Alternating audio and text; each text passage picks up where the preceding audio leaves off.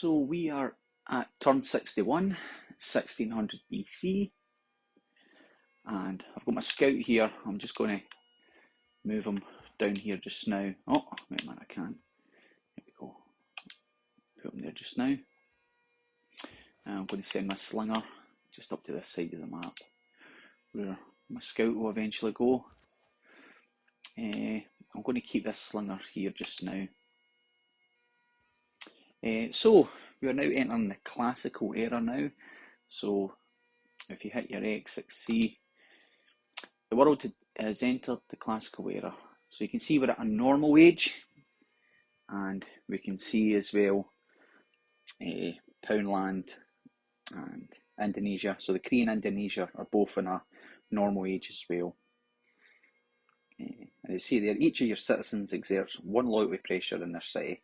This pressure also affects other cities within 9 tiles, but it's 10% less effective per tile. So we get to make a dedication as well. So we continue. These are the dedications we have going into the classical era, normal age. Free inquiry, so you'll get a 1 extra era score every time you trigger a Eureka, and plus 1 era score for constructing a building that provides science as a base shield.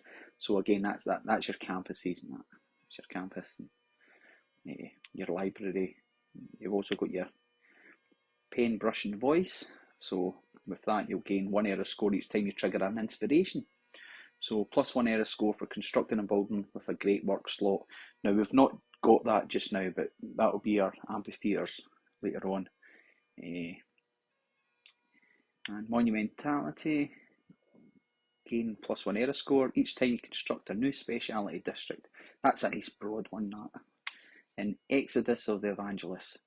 So you get plus 2 era score every time you convert a city to your founded religion for the first time. Now, we've not got a religion yet, and we're maybe still a wee bit away because we've only got 1 shrine. So what I'm going to go is, I'm going to go with free inquiry because we've been building our campuses. We've got 1 in Dumbarton about to finish soon, so we'll get the era score for that. So I'm going to go free inquiry. Select that and then just confirm, and we get to pick a new technology. I've got my free slingers, so I'm going to go for archery, and that will unlock the archer unit, and I can get those units upgraded to archers as well for 60 gold coins. As you see, my gold, it's only at 40 now. I'm getting 0 gold per turn, so I'm really going to have to get some builders out to work those luxury tiles.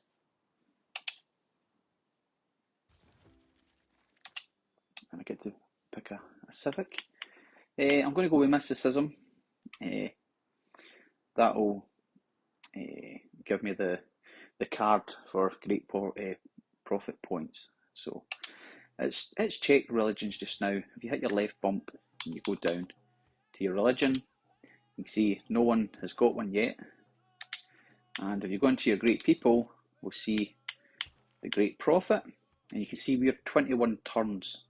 We're getting 2 great profit points earned this turn. And if you hit your view button along, you can see where everyone else is. You can see there's civilizations I haven't seen yet. One's getting pretty close to getting their first great profit, and then towards their first religion. So if you keep hitting the viewfinder, you can find they're only at 2 great profit points. This unmet player here, 2. There's Scotland, Robert the Bruce with 2. And Indonesia is only getting 1 great profit point just now. So because we're playing on the standard just now, there will be 5 religious slots, and again it's first come first served. Also, depending on these unmet players, there are leaders. I'm thinking of Arabia in particular. They automatically get the last profit regardless of if they don't have any points at all. They will always get the last one. So I'm hoping none of those are, but no one has a religion yet. We are 3rd in line, so that's not too bad. I don't feel I need to rush another holy site and get another shrine up to get the points. As I said, we'll get the card as well in 1 turn from mysticism, and we can boost the great profit points. Okay, so we're going to turn. So we've got mysticism, so we can change our policy cards. I'm not. I'm putting it accelerate enough in my other city, so. But I do want Baldur's 2. I'm going to keep the +1 production, and I'm going to put the great profit points per turn card, Revelation. And we're going to confirm that. Yes. Again, I'm just going to move the scout to this side of the map.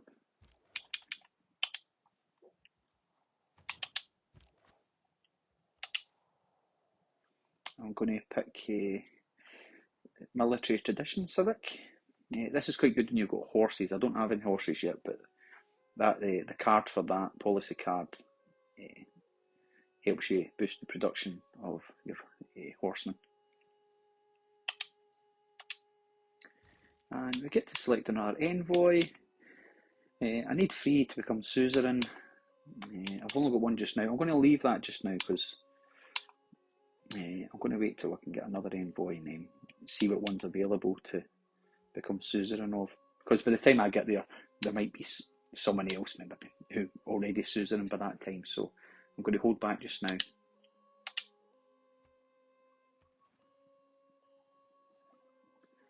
I've got my archery, but I don't have enough gold. I'm only at plus 0.9 per turn.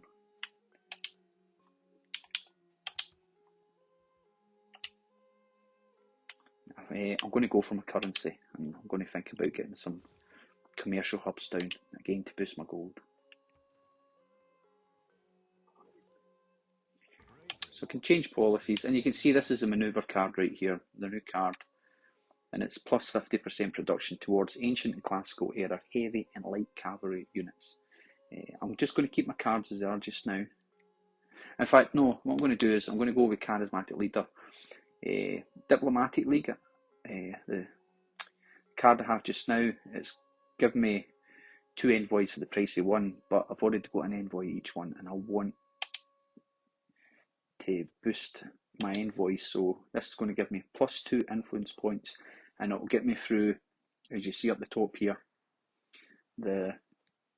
it will get me to another envoy a lot quicker. Yes. This time I'm going to choose games and recreation. Again, Robert the Bruce. You get a boost to productions and stuff with happy citizens and happy cities. So I'll be looking at getting an entertainment complex and arena down in one of the cities.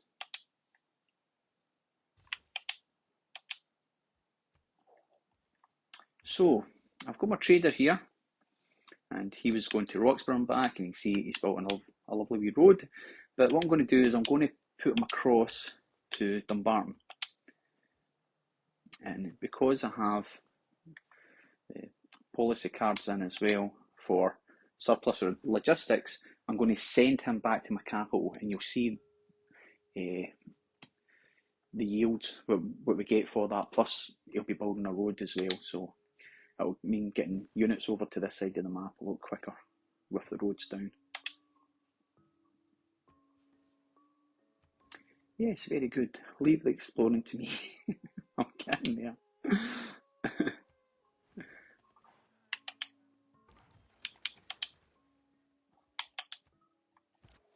I can see an outline just here, so I'm going to meet another civilization shortly. So in Stirling, I'm going to build, in fact what I'm going to do, because I do want to boost my gold, I'm going to get a builder out just now, and then I'm going to go for my government building.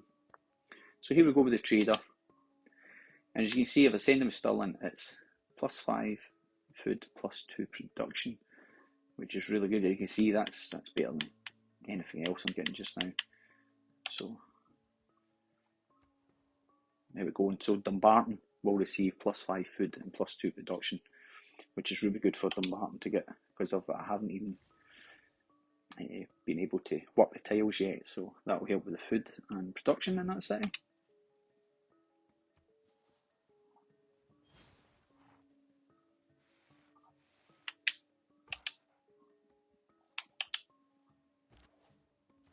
Ah, there we go. King Philip II, King of Spain, in the Spanish Empire. It's an honour to meet you. We'd love to sample your hospitality.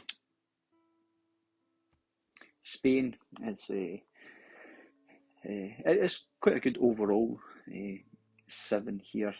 Really, it's good for religion actually, so I won't be surprised if he's going for religion. I might just check that just now. I'll check again. No one has one yet. Let's check profits. You can see I'm only 5 turns away now. You can see Spain next to me. So there's someone else. I might overtake them. I might be the first. And again with the different cards you get for religion, different follower beliefs and stuff, it is like really first come first serve. So I'm getting 4.6 great profit points per turn. Spain, yeah. He again his game is set up to have a religion to help you and stuff. He's good for settling in other continents as well. Now he's offered me again. I do need the gold, so yes, I'm going to accept this deal.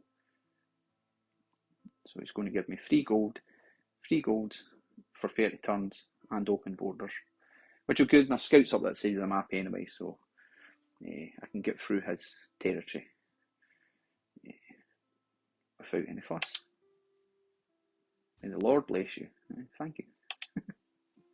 And also with you.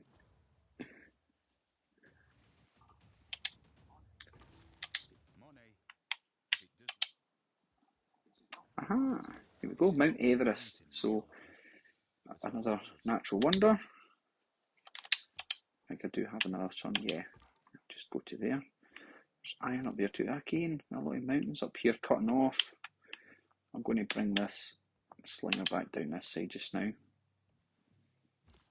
So I do have this settler just now. I think I'm going to put him to this side. I'm going to go there to the grassland hills. And again, there's stone about here. There's some olives.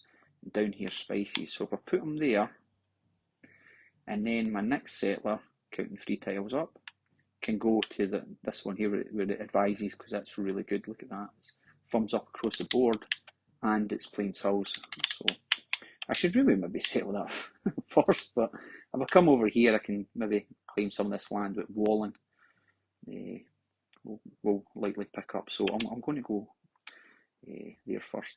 Now, my warrior's under attack, and I can't get through, so I'm going to have to come back a bit. And maybe go from this side. Again, it's just, as soon as you review a map, you'll see things like that, mountain ranges and stuff. It's the same up here. I'm not too sure how I can cut across to Spain. Probably have to go up the top and round. I don't know this bit here I could get by. But I can check all that out in time. So I'm going to go for wheel first. Yeah, I'm going to go wheel here to get the watermill.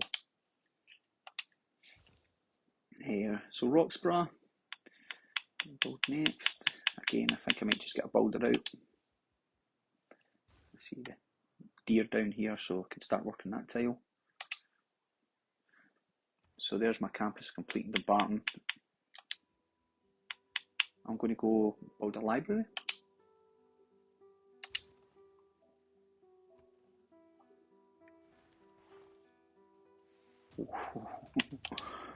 My warrior there is under a bit. You see, I've got a promotion here for my scout, so I'm going to take that. And you get the ranger promotion, which is faster movement in woods and rainforest terrain, and also alpine, which is faster movement on hill terrain. I usually go with woods, really. Again, it depends on the terrain. It is a bit hilly right enough, so I'll go with hill terrain with this. I'm going to select alpine. So Stirling, I have my builder. Now I can select a government building here. You select this card for your first level of government. We're in classical just now. And Republic. So this building here, Ancestral Hall, if we build that, we'll get a 50% increased production towards settlers. That's really good. New cities receive a free builder as well. Of course, you get your +1 governor tile, and you'll unlock the Republican Legacy Policy card. That's because we've selected the Republican. It had been one of the other two, like autocracy, for example. It would be one of those Legacy Policy cards. And that's something later on you can use in the wild card slot. As you see there, audience chamber. This is actually not a bad one to go when you're Robert the Bruce, again, because he likes happy citizens, and happy citizens for Robert the Bruce gives more points, more production and stuff. With audience chamber, you would get the +2 amenities and +4 housing in cities with governors. Again, if you're in an area, if you were settling in an area where you were struggling for housing and stuff, then that's something you would certainly go for. Again, -2 loyalty in cities without governors written off. That's the only drawback there.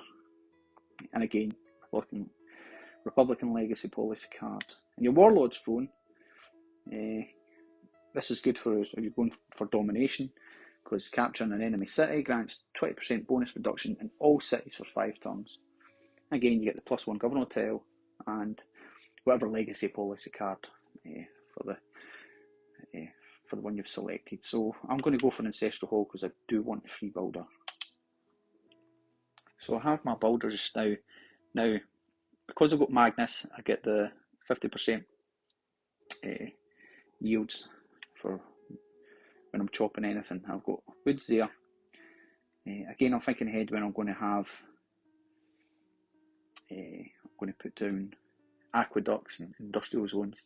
So I'm going to clear some of this first and then go for the spices. I think I'll go just now. And if you select remove feature, so here it'll give me 33 production, 33 food as well. So I'm at 9 turns just now for the Ancestral Hall. Now we'll go down to 7. I will get more production out of the woods here. So hopefully by the time this settler comes along, I can, when I settle his city, I'll be able to get a free builder straight away.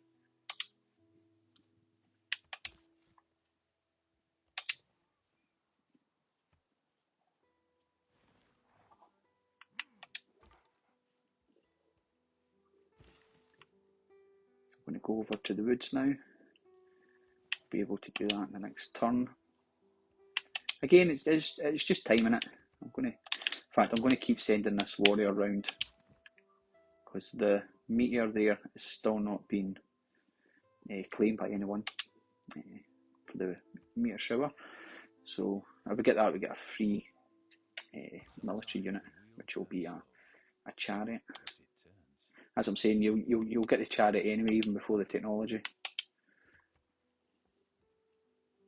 So I'm going to clear this land, I'm going to chop this. There we go, so I'm only 1 turn.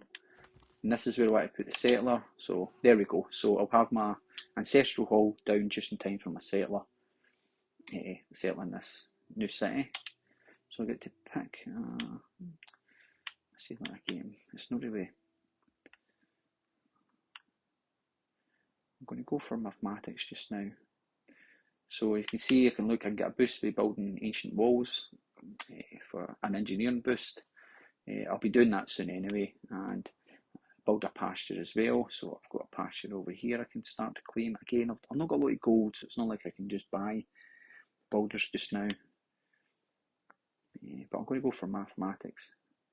You can build a consulate at Petra in the district, the diplomatic quarter as well. So I'm going to select that.